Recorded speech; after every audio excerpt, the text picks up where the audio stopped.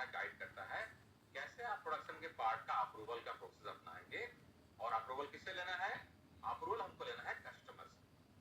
और दोस्तों PPAP जो है ये एक काफी स्टैंडर्ड तरीका है, एक सिस्टमैटिक तरीका है, जिसमें कि आप काफी सारे एस्टैब्लिश टूल्स एंड टेक्निक्स का इस्तेमाल करते हुए आप डॉक्यूमेंट्स बनाते हैं और उन डॉक्यूमेंट्स को आप प्रोडक्शन से पहले यानी कि प्रायर अप्रूवल लेते हैं कस्टमर से, उन डॉक्यूमेंट्स को कस्टमर को सबमिट करते हैं, कस्टमर उनको रिव्यू करता है और आपके प्रोसेस के बारे में अपनी अंडरस्टैंडिंग बढ़ाता है और वो अंदाजा लगाता है कि जो प्रोसेस हैं ये प्रोसेस लॉन्ग टर्म में उनकी जो डिलीवरी की रिक्वायरमेंट है, क्वालिटी की रिक्वायरमेंट है, उन रिक्वायरमेंट्स को पूरा कर पाएगा कि नहीं कर पाएगा, है ना। Standard used to formally reduce risk prior to product or service release in a team-oriented manner using well-established tools and techniques. यानी कि एक team-oriented, जैसा कि हम जानते हैं कि क्रॉस फंक्शन टीम जो होती है काम करती है PPAP बनाने के लिए, कोई भी एक डिपार्टमेंट या एक आदमी इन सारे रिक्वायरमेंट्स को पूरा नहीं कर सकता है, इसलिए एडवाइजेबल होता है और ये रिक्वायरमेंट भी है कि क्रॉस फंक्शन टीम PPAP के रिक्वायरमेंट को पूरा करने के लिए साथ में मिलकर काम करें। और उनका पर्पस होता है कि प्रोडक्ट या सर्विस के रिलीज से पहले जो भी रिस्क बनते हैं उनको रिड्यूस करें और इन रिस्क को कम करने के लिए जो well establish tools and techniques हैं इनका सहारा लें। दोस्तों PPAP जो है इसको इनिशियली AIAG ने डेवलप किया था। इसका फुल फॉर्म है ऑटोमोटिव इंडस्ट्री एक्शन ग्रुप, यानी कि एक तरीके से कहें तो जो पांचों कोर टूल हैं इनका डेवलपमेंट शुरुआत में ऑटोमोटिव इंडस्ट्री एक्शन ग्रुप ने फॉर्मली किया था ऑटोमोटिव इंडस्ट्री के लिए। हालांकि कुछ कोर टूल जो हैं ऑलरेडी अवेलेबल थे, ऑलरेडी प्रैक्टिस में थे इंडस्ट्री में, लेकिन ऑटोमोटिव इंडस्ट्री में जो फॉर्मल लॉन्चिंग जो थी, इस्तेमाल जो था, उसको AIAG ने प्रमोट किया और ये 1993 में हुआ था। और इसके लिए जो इनपुट था जनरल मोटर, फोर्ड और क्राइसलर से मिला था, जिसकी बिग 3 भी कहते हैं। दोस्तों जैसा कि हम जानते हैं कि हमारा जो automotive quality management system standard है अभी जो लेटेस्ट चल रहा है 2018 में, वो IATF 16949 है।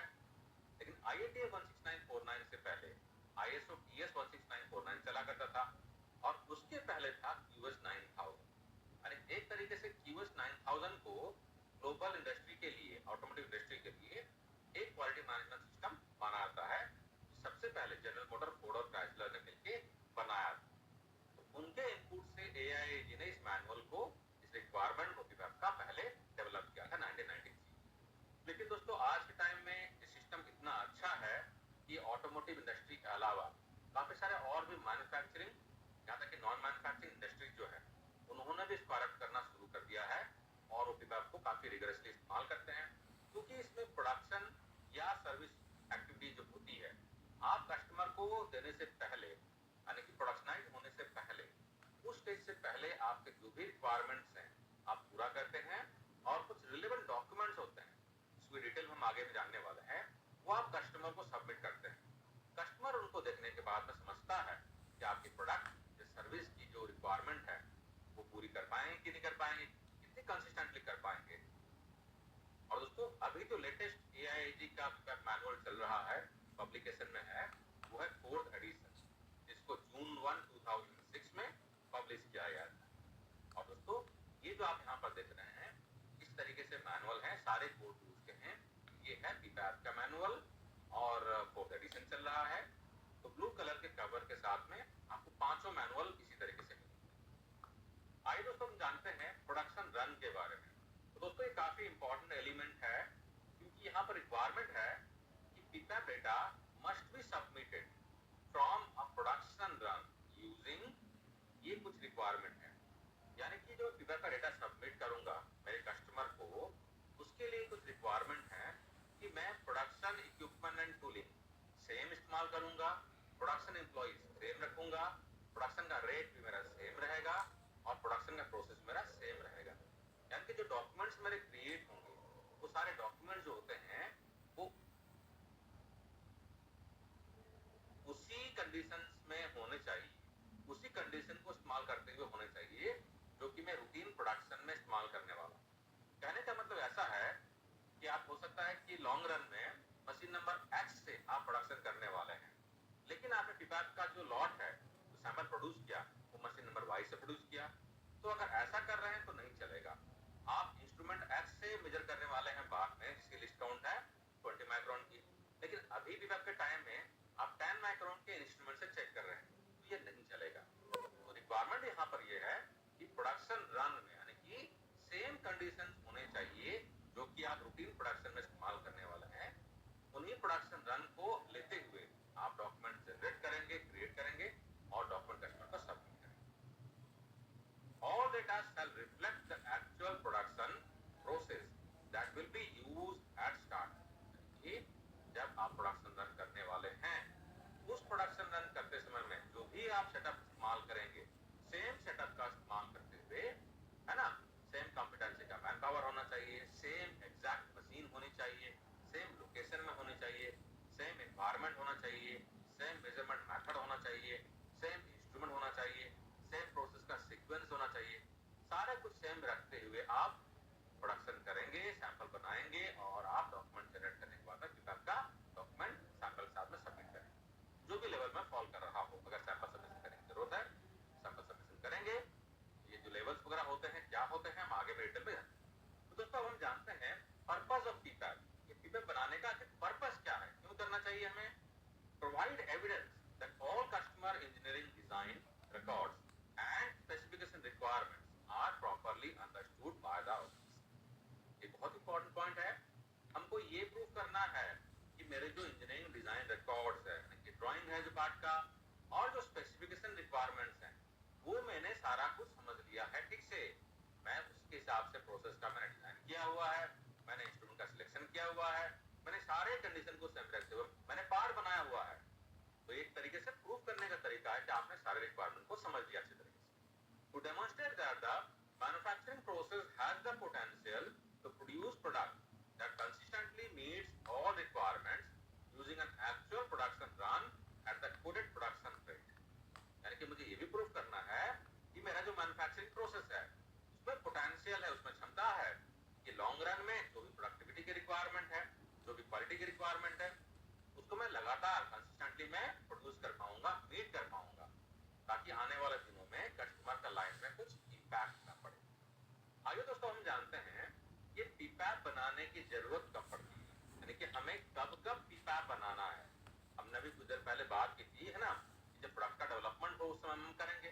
तो एक एग्जांपल हो गया। क्या प्रोडक्ट के डेवलपमेंट के टाइम में ही सिर्फ पीपैप की सबमिशन करने की जरूरत है या कुछ और कंडीशंस भी हैं? हमें ये जानना भी जरूरी है।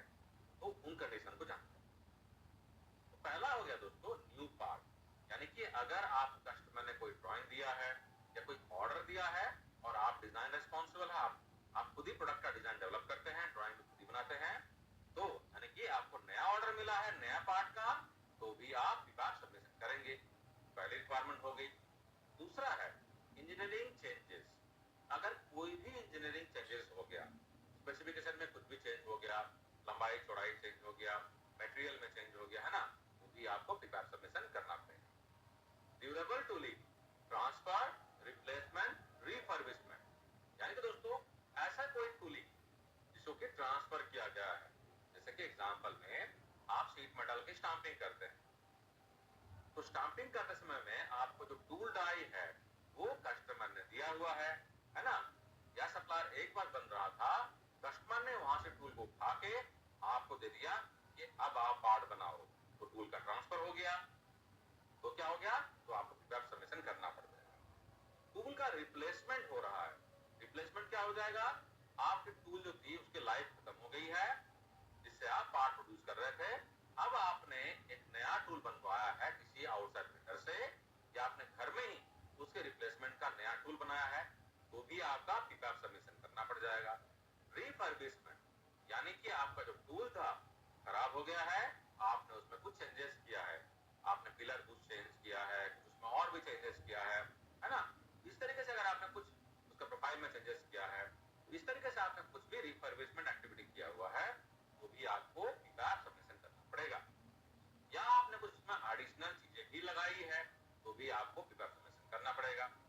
एक और पॉइंट है दोस्तों, tooling inactive more than 1 year, यानी कि टूल था वो पार्ट आप बना रहे थे, लेकिन बनाते समय में अचानक से कस्टमर ने पार्ट लेना बंद कर दिया और टूल जो था 1 साल से पड़ा हुआ था, 1 साल से ऊपर हो गया है, उसके बाद में आपको नया ऑर्डर मिला है कस्टमर से कि अब हमको कुछ और वॉल्यूम चाहिए। काफी सारे उसके रीजन हो सकते हैं, हम उसमें नहीं जाएंगे। तो टूल अगर इनएक्टिव, अगर इस्तेमाल नहीं हो रहा था मोर देन 1 ईयर, और आपने दोबारा प्रोडक्शन करना और आपने सप्लाई करना शुरू करना है, तो आप क्या करेंगे, PPAP सबमिशन करेंगे। Correction of discrepancies. दोस्तों, आपके पार्ट में कुछ प्रॉब्लम थे और कस्टमर ने कुछ कंप्लेन रेज किया है, या कुछ डिस्क्रिपेंसी आई थी, प्रोफाइल में कुछ मिसमैचिंग था, है ना, कुछ मेजर चेंजेस हो गए थे, तो क्या हो गया, करेक्शन ऑफ डिस्क्रिपेंसी हो गई, तो आप PPAP सबमिशन करेंगे। चेंज टू ऑप्शनल कंस्ट्रक्शन और मटेरियल। आप पहले जो मटेरियल ग्रेड का इस्तेमाल कर रहे थे, आप मटेरियल के ग्रेड में चेंज हो गया है। आइदर कस्टमर ने आपको ग्रेड चेंज करने के लिए बोला है, या आपने प्रपोज किया, कस्टमर ने उसको एक्सेप्ट किया है, तो भी आप PPAP सबमिशन करेंगे। सब सप्लायर और मटेरियल सोर्स चेंज। आप पहले मटेरियल जो था एक्स सप्लायर से ले रहे थे और अब वाई सप्लायर से लेना शुरू किया। दोस्तों, पार्ट के मैन्युफैक्चरिंग में, यानी कि मैन्युफैक्चरिंग इंडस्ट्री में रॉ मटेरियल जो होता है काफी क्रिटिकल रोल प्ले करता है। अगर आपके मटेरियल का सोर्स चेंज हो रहा है तो एक बहुत बड़ा चीज है, जो आपको PPAP सबमिशन करना पड़ेगा। Change in part processing. आपके पार्ट के प्रोसेस के जो सीक्वेंस थे, फ्लो चार्ट जो था, पहले आप ऑपरेशन नंबर 1, 2, 3 को बना रहे थे, अब आपने 2 और 3 को कंबाइन कर लिया है प्रोसेस को, है ना, या एक प्रोसेस को आपने एलिमिनेट कर दिया है, तो एक मेजर चेंज हो गया प्रोसेस में। तो इस तरीके से अगर प्रोसेस में कुछ चेंज हो रहा है तो भी आप PPAP सबमिशन करेंगे। Parts produced at a new और एडिशनल लोकेशन। आप पहले पार्ट को एक प्लांट में बनाते थे, अब आपने टूल को प्लांट ए से ट्रांसफर करके प्लांट बी में ले गए। पहले आप पार्ट को प्लांट ए में बनाते थे, अब आपने प्लांट ए में बनाना बंद कर दिया, उसको प्लांट बी में बनाने का आप सोच रहे हैं, तो आपका लोकेशन चेंज हो गया, तो भी आप PPAP सबमिशन करेंगे।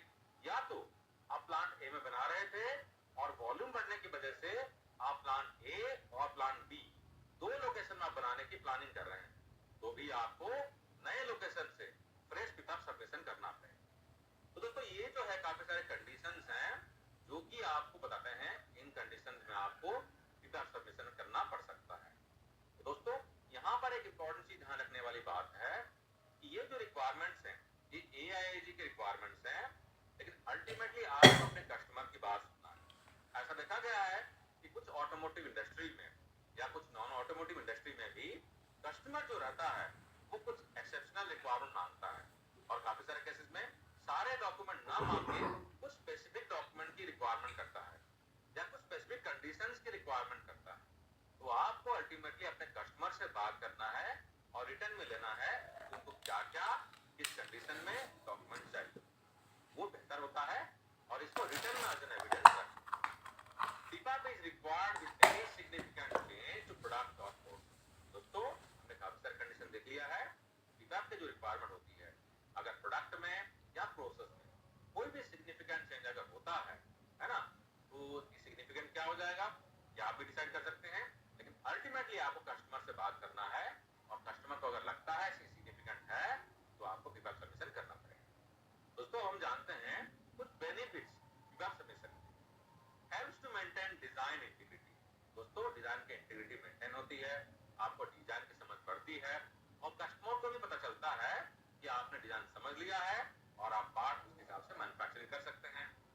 Identify issues early for resolution. आप अगर सिस्टमैटिक तरीके से जो आपके रिक्वायरमेंट है सारे रिक्वायरमेंट पूरा करते हैं, तो प्रॉब्लम होने से पहले आपको प्रोएक्टिवली काफी सारी चीजों के बारे में पता चलती है, क्योंकि इसमें हम लोग FMA का भी इस्तेमाल करते हैं, है ना, काफी सारे टूल्स और मेथड का हम इस्तेमाल करते हैं PPAP के दौरान में, तो उससे प्रोएक्टिवली हमको काफी सारे प्रॉब्लम के बारे में पता चलता है। Reduces warranty charges and prevents cost of poor quality. हमारे वारंटी की कॉस्ट में और कॉस्ट ऑफ पुअर क्वालिटी में कमी आती है। Assist with managing supplier changes. Supplier के चेंज को मैनेज करने में भी हमको हेल्प करता है, और इसके अलावा हमें अनअप्रूव्ड सोर्स से मटेरियल लेने में रेस्ट्रिक्शन मिलता है, यानी कि हम उसको यूज नहीं करते हैं क्योंकि हमको कस्टमर से अप्रूवल लेना पड़ता है। और नॉन कंफर्मिंग प्रोडक्ट जो होता है उसके भी प्रोडक्शन में हमको कंट्रोल मिलता है, क्योंकि कस्टमर काफी कंट्रोल्ड वे में हमसे डॉक्यूमेंट। तो ये अनअप्रूव्ड और नॉन कंफर्मिंग प्रोडक्ट का प्रिवेंशन भी इसमें होता है। इसके अलावा कुछ सप्लायर्स हैं जहां पर कुछ डेवलपमेंट एक्टिविटी करने की जरूरत पड़ती है, तो कस्टमर को इससे पता चलता है कि मेरे सप्लायर ने मुझे जो फीडबैक सबमिशन किया हुआ है, उस डॉक्यूमेंट को रिव्यू करने के बाद में कस्टमर को भी आइडिया लगता है कि सप्लायर जो मेरा है किस लेवल का है और क्या वहां पर जाकर कुछ ट्रेनिंग या हैंड होल्डिंग या कुछ सपोर्ट या डेवलपमेंट एक्टिविटी करने की जरूरत है, क्योंकि डॉक्यूमेंट के प्रिपरेशन करने के तरीके से कस्टमर को काफी कुछ आइडिया मिलता है सप्लायर। और दोस्तों इसके अलावा improves the overall quality of the product and customer का सेटिस्फैक्शन बढ़ता है, प्रोडक्ट की क्वालिटी इंश्योर होती है। दोस्तों ये कुछ टिपिकल बेनिफिट्स हैं, हालांकि इसके अलावा भी काफी सारे बेनिफिट्स हैं जो हमें फीडबैक से मिलते हैं। मैं एज ए सप्लायर अगर मैं फीडबैक का सबमिशन कर रहा हूं तो मुझे अपने प्रोसेस के बारे में काफी कुछ कॉन्फिडेंस आता है। मुझे पता चलता है कि मेरे प्रोसेस में क्या सही है और कहां पर इंप्रूवमेंट करना है, ताकि लॉन्ग रन में मुझे खुद को कॉन्फिडेंस मिलता है और मुझे कस्टमर को कॉन्फिडेंस देने में आसानी होती है कि पार्ट की क्वालिटी क्या होगी, मैं प्रोडक्टिविटी को मीट कर पाऊंगा कि नहीं कर पाऊंगा, और लॉन्ग रन में मेरे डिस्पैच में, मेरे डिलीवरी में कोई